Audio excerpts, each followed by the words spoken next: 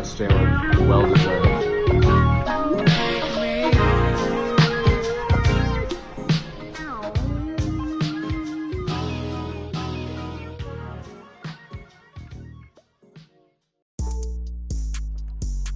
Yo, welcome back to the channel, guys. Welcome back to Hoop Crest. I appreciate you guys for tuning back in. Today we're gonna have a little quick video for you guys, just a review of Game 4 of the Western Conference Finals between the San Antonio Spurs and Oklahoma City Thunder. Yeah, let's just get right into this. This game was pretty much over by halftime. San Antonio dominated pretty much every aspect of this game, which is, pretty funny because when you look at the end game results and the box score, field goals, 3 points, and other stats are actually pretty close. When you look at the final box score, that's funny how that ends up being that way, but this game was pretty much nowhere near close. Pretty much since the second quarter, San Antonio just blew the brakes off of OKC, and OKC just couldn't catch up. OKC looked really tired today. They're still missing J-Dub, which is fucking huge for them. AJ Mitchell was out with, I think he got like suspended or something. I thought he initially got injured. You guys will see that in a second here, but I think he got suspended. AJ Mitchell was out, and that bench unit just did not show up like they did in Game 3, which is exactly what I said in our last video. There's just no way that bench can sustain that. So OKC's bench really didn't show up for them. SGA, he played decent. SGA's been playing pretty decent in every game of this series, but he really just has no help, guys. SGA has no goddamn help. I can't believe I'm actually defending this dude, but you got to be fair and you got to call these shots fair and square. He's really out there by himself in terms of a playmaking perspective, in terms of driving to the rim, in terms of creating offense, because AJ Mitchell was out. He's really struggling out there, and if J-Dub doesn't come back in this series, I'm telling you guys, this series is going to be 2 extra blowouts, and that's it. This series is a wrap. No J-Dub, this series is a wrap. And even if J-Dub gets back, I mean, what percentage is he really at? It's, there's a lot of questions for OKC here, and it's not looking good. If you're an OKC fan, it is not looking good for you guys. So let's just quickly get into our highlight players and low light players. Starting out with San Antonio, I've got some highlights here for you guys. This video is a little glitchy, and I put it in a little bit of slow-mo to avoid copyright, hopefully. But yeah, so Devin Vassell on our left side here, 13 points, 3 assists. He was really balling out, playing amazing defense. Devin Vassell's defense on SGA is uniquely impactful. I'm not sure why. I'm not sure if he just got his body movements down to a science, or if he's got SGA's moves down to a science, and he's been studying film. But Devin Vassell, whenever he gets switched on to SGA, he's very good at stopping him from getting to the paint. And even his post-up defense on SGA is pretty damn good too, because SGA tries to take advantage of him in the low post because he is a couple inches bigger, but Devin Vassell usually doesn't let him take advantage of him in the post. So, really good job from Devin Vassell tonight. Wembanyama, you already know what it is. 33 points, 5 assists, 3 blocks. This dude balled out. This was just a highlight reel for Wemby, really. He just got on there and just started doing fucking Tony Hawk, like 360 combo tricks out there. Balling on OKC. Hitting this beautiful half-court shot, as you see right here. Fucking lovely. Seeing that live was amazing. Yeah, just another one for the highlight reels for Wemby's career. His long highlight reel that he will have by the time he retires. Looking on our at Champagne, bro. I touched on this dude again. Pause. I touched on him before in Game 3. He had a bad shooting night. These bad shooting nights gotta stop, man. Now, luckily he got bailed out with this huge blowout, so this bad Champagne game didn't really matter at all. But by Game 5 and Game 6, if you go back to OKC and that 3-ball ain't falling, that's going to be very damaging for San Antonio. San Antonio hasn't shot well from the 3 for the past 3 games of this series. It's been a quiet story because they're still winning. They still won this game, obviously. And defensively, they're still elite, and they still have so many weapons outside of the 3-ball that they can implement to win games. But Champagne, who is their best spot-up 3-point shooter, really needs to wake up in this series. He's been struggling from deep. Hopefully, if you're San Antonio, he can turn it up in these last 2 to 3 games for you guys, and start hitting them threes. Because last game he only had 1 3 as well. So, yeah, just need more from Champagny. Overall, defensively, he's still been improving. He's not so much of a liability as he was last season. And he's been driving to the rim, so he's been aggressive. He's been getting better, and he's an expert in their offense. He knows exactly where to be, so he's still impactful. But we just need those 3-pointers to fall. All right. But yes, San Antonio played amazing. There's really not much to talk about San Antonio. Moving on to OKC. Now, obviously, OKC played pretty damn horrible. In particular, the bench this game, they got blown out the water. Jared McCain, 1 of 10. Overall, just really bad. Couldn't hit a 3 from outside. Missed some wide open shots. He tried to contest Wemby at the rim a couple times. I don't know why he did that. I mean, yeah, you try to contest Wemby, you're going to be shooting 1 from 10 from the field. Jalen Williams. Hey, this dude just had an amazing game 3. So I can't even get on him too much. And he is like the 9th man off the bench. But he was horrible tonight. 1 of 7 from 3. Couldn't hit a wide open 3. Couldn't buy a basket. He tried to put it on the floor a couple times to no avail.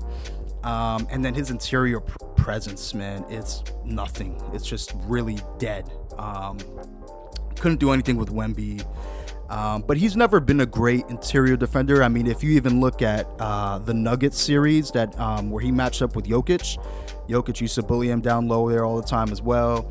He's not really a natural rim protector, right? There's a reason why he is a floor spacer and why he's a big that is designed to be a floor spacer, right? So yeah, you can't even get too hard. You see, I'm shitting on the guys coming off the bench because the starters are so unhealthy. On the right here, we got AJ Mitchell and J-Dub out with injuries. AJ Mitchell, I think, is suspended, so that's a little bit of a mistake, but whatever. I'm leaving the video. Chet. Now, Chet, man,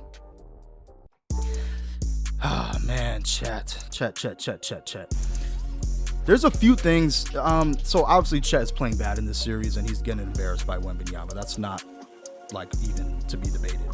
But whose fault is it? Is a combination of multiple people. One, I think SGA. I don't think SGA is SGA, you're the leader of this team.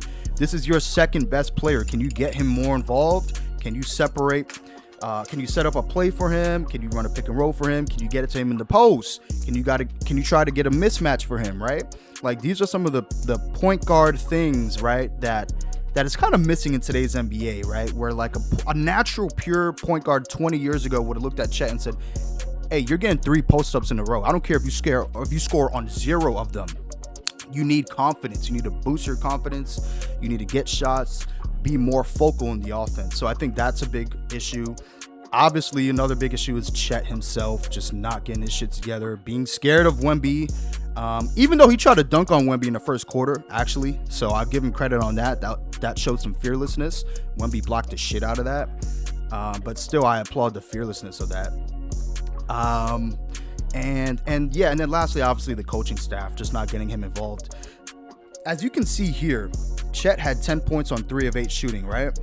Guys, out of these 3 field goals, 2 of them were put-back layups. They weren't even plays drawn for him. They weren't isolations. They weren't catch and shoots. They weren't post-ups. They weren't drives to the rim. They weren't lobs. They were literally put-back layups and put-back dunks. So, you know, what's the point of having Chet out there if you're just going to use him as a glass guy, you know? Get him more involved in the offense. Right now, J-Dub is not out. Obviously, J-Dub is the natural second option. Why is Chet not being more involved when J-Dub is out in this series? I mean, you gave him that, what, $150, $160 million contract for what? So to not trust him in the playoffs? So I think that's a huge problem on OKC's end. Hopefully, if AJ Mitchell can get back for Game 5, hopefully he can get Chet more involved in the offense. Excuse me, I'm stuttering like a motherfucker. Yeah, maybe he could get Chet more involved in the offense, but Chet has been so disappointing this series, man. Like, this is genuinely embarrassing. You're supposed to be Wemby's rival. Nobody expected you to be as good as Wemby, all right? But damn, put up a fight, man. Put up a fight. This is bad, man. But yeah, so OKC has a lot of issues. The bench is tired. The whole team is tired. J-Dub is out. Chet, we don't know where the hell he's going to be in Game 5. So there's a lot of problems for OKC. And if you're an OKC fan, you're really nervous right now. I'd be shitting bricks if I was an OKC fan. Yeah. So that's what we've got on OKC. Now, the good thing about OKC is that if this does go to Game 7, the next 2 out of 3 games will be at home. So you always have that advantage. But I don't even know if this will go to Game 7. If J-Dub doesn't come back, this is not going to Game 7, guys. This shit is over. This is over. Yeah, but that's our Game 4 review. Now, lastly, I wanted to get into a conversation here, a very interesting conversation. This series is actually dramatically important for NBA history. As of right now, listen, I don't care what any motherfucking Jokic bandwagon D-Rider got to say. As of right now, the 2020s decade does not have a unanimous best player on the planet for this decade. I don't care. It's not Jokic. Get the fuck out of here with that. It's still up for grabs. And this is really the first time in pretty much anyone's lifetime, anyone that's alive right now, that the NBA was genuinely split up between 4 different guys for being the best player in a decade. Right? When you look at NBA history, you have the 1970s, right? Pretty much unanimously Kareem, best player of the decade. Fast forward to the 1980s, you've got Magic and Bird. Magic did win more than Bird in the 80s, so a lot of people just give it to Magic by default, but still split between 2 guys, Magic and Bird. Most people give it to Magic. The 90s is obviously Jordan. We all know that. The 2000s, again, split up between Kobe and Timmy D. A lot more people say Kobe, I would say. More the casual fans, but within the experts and diehards, it's really a 50-50 conversation between those guys again. And in the 2010s is LeBron, obviously. So, and you could even make an argument for LeBron in the 2000s as well, but he didn't win anything. So, for me, that just automatically discounts him from that. But, yeah, and now we're in the 2020s and we don't know who the fuck the best player of the 2020s is. Can you believe that? So let's do a little timeline here, right? First, it started off with Giannis. If you guys don't know, I'm a big Giannis fan. He's actually my favorite player of this decade. Still a diehard Knicks fan, but Giannis is actually my favorite player. And in 2021, we enter in. He wins his championship, wins finals MVP, great finals run. Everybody thinks, oh my God, the 2020s is Giannis' year. Giannis' decade. He's going to take over. He's the LeBron of this era, this and this and this. Fast forward to 2022. They get eliminated in the second round by the Celtics, and I swear they would have went back to back. But in that Celtics series, Chris Middleton went down.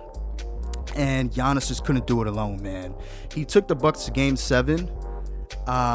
He took them to that Game 7, and that's it. Game 7 was very close into the fourth quarter. But without Chris Middleton, without that closer, without that perimeter presence, Giannis just couldn't do it alone. And really unfortunate that he lost that series and that Chris Middleton went down, because I truly believe the Bucks would have went back to back. Now, fast forward to 2023 with Giannis. He goes down with the back injury in Game 1 of that Miami Heat series in the first round. That was the year that Miami upsetted the first-seeded Bucks. So that was a huge year too, but Giannis went down with a back injury, so super unlucky for him. And then fast forward to 2024, they do the Dame trade. Really doesn't work out that well. It's not beneficial for the team as a whole. The pieces around Giannis and Dame start getting older and older, like Brook Lopez and Bobby Portis. And and then Giannis got injured right before that playoff run as well, so he didn't even play in the 2024 playoff run. And the Bucks got eliminated in the first round. So by the time 2024 comes around, the Bucks championship window is completely over. Everyone knows that it's over. man, it's really sad. It's really sad what happened to the Bucks and Giannis. So Giannis gets taken out of the best player on the planet. Then we fast forward to 2023 when we have Jokic, and Jokic has an amazing playoff run, amazing Western Conference Finals performance, him and Jamal, and then amazing Finals performance, gets Finals MVP over Miami, wins the championship in Denver at home, amazing series for him, amazing statistically in the playoffs and regular season, wins MVPs. Everybody's got Jokic as the number one guy in the league, but then he's just getting bounced out by Minnesota, right? Getting bounced out by Minnesota twice, getting bounced out by OKC this other series in Game 7. So yeah, Jokic starts having some playoff failures as well. As I know a lot of his fans don't like to admit it, but he had some lowlights in the playoffs as well. And he gets kind of taken out of the best player on the planet conversation. And then now it fast forwards to SGA. And now this is SGA's defining moment, right? And this brings me, this is where I want to bring this series back into this 2020s conversation altogether, where we have two outcomes in this series. If OKC wins this series and moves on to the Knicks in the finals, and OKC is able to repeat, SGA more than likely walks away from the 2020s decade as the guy of the 2020s, because now he has 2 finals MVPs, 2 regular season MVPs, 2 championships, which is something that none of these other guys on this screen have, right? They don't have 2 of those at all. And then he has all the all NBA teams, the all all-star teams, the all defensive teams, which I think he has made 1 or 2 of those. So he has all those on his resume, and especially this championship would be super, super impressive from SGA, because he's basically done it without his second best player, and a lot of injuries that he's been dealing with on this team. So if he is able to get it done with this team, this is an extremely valuable ring. So getting back to the outcomes, right? If SGA and the OKC Thunder get to this finals series, and if they win it all, SGA is more than likely going to retire as the best player of the 2020s, unless Jokic, Giannis, or Wemby just go off at the end of this decade somehow and go on like a 3-peat to end the decade, right? Now, if the Spurs and Wemby move on to the finals and face the Knicks or whatever, the Cavs, and if Wemby's able to get a championship, that's great for Wemby and the Spurs, but that doesn't put Wemby as the best player of the 2020s decade, right? He's going to have to get another one or maybe even 2 more by the end of the decade, because he was drafted so late into the decade, halfway in. He might have to get 1 or 2 more championships, extra championships in this decade, just to really be the unanimous, undisputed best player of the decade. Also, Wemby still doesn't have an MVP, and he's not guaranteed to get an MVP in the next 4 seasons either. There's a lot of talent out there. So, yeah, man, there's a lot of, there's really, the way that it's looking like we're not going to have a unanimous best player of the 2020s decade, which is really fascinating to me. Let me know what you guys think in the comment section about that. And let me know who you think is going to really walk away as being the number 1 guy of this decade, right? Who's going to be the Bird of this decade? Who's going to be the MJ? Who's going to be the Tim Duncan, right? The Kobe Bryant, right? And then who's going to be the, the Karl Malone of this decade, right? Who's going to be the Charles Barkley? Who's going to be the, Allen Iverson, right? The second guys, the third guys, the background guys to the top tier talent of those respective decades. It's going to be interesting to see how this plays out. I will say this, Giannis, I love you, man, but I think Giannis has the worst chance of being the best player of the 2020s at this point, which is sad because he's the one who started this decade out. But yeah, right now I would say SGA has the best chance of being the best player of the 2020s decade. If he's able to get past this series and get into the finals with a healthy J-Dub and repeat, I think that puts SGA at the top of the list for me from a historical perspective. But hey, that's just me yapping. Appreciate you guys for watching. Like, comment, and subscribe. And let me know what you guys think about this 2020s Player of the Decade thought process that I'm doing here. I really just thought about this while watching this game because it was such a snooze fest at a certain point that I just thought to myself, like, who's really going to be remembered as the best player of this decade? There really is no one guy. There really isn't. So super interesting. We will be back with the Knicks and Cavs game 4. Hopefully we sweep them. But thank you guys for watching. Appreciate you guys. Peace out.